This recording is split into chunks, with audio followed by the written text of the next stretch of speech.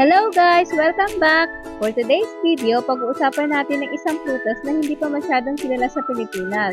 Ito ay ang persimmon. Ano ba ang lasa nito? Paano ito kainin? At anong mga health benefits ang meron? Alamin natin lahat ng yan ngayon. So tara guys, samahan niyo ako.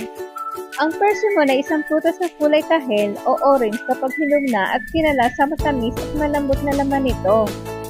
May dalawang uri ito. Puyo, pwedeng kainin kahit matigas pa, at chia, kailangan maging sobrang lambot muna bago kainin para mawala ang kapaklaan.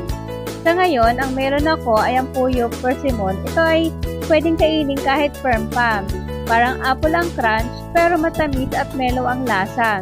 Isa ito sa mga pinaka-popular na varieties dahil hindi siya astringent, meaning hindi siya mapakla kahit hindi pa sobrang hinog. Pwede itong kainin kasama ang balat o balaton kung gusto mo. Pwede ring i-slice sa salad, yogurt o sa fruit bowl. Mga health benefits nito ay high in fiber, vitamin A and C, antioxidant at low fat pa. Kaya perfect snack for glowing skin at healthy digestion. Narito ang ilang tip. Piliin yung firm o hinog pero hindi masyadong matigas. Huwag hayaang matagal sa room temperature kung sobra na itong hinog, mabilis masira. So that's it for today. Puyo persimmon, sweet, crunchy at healthy. Super recommended talaga. Kung trip mo subukan, punta na sa market at tikman. Baka ito na susunod mong paborito. So kita-kits sa next vlog. Bye!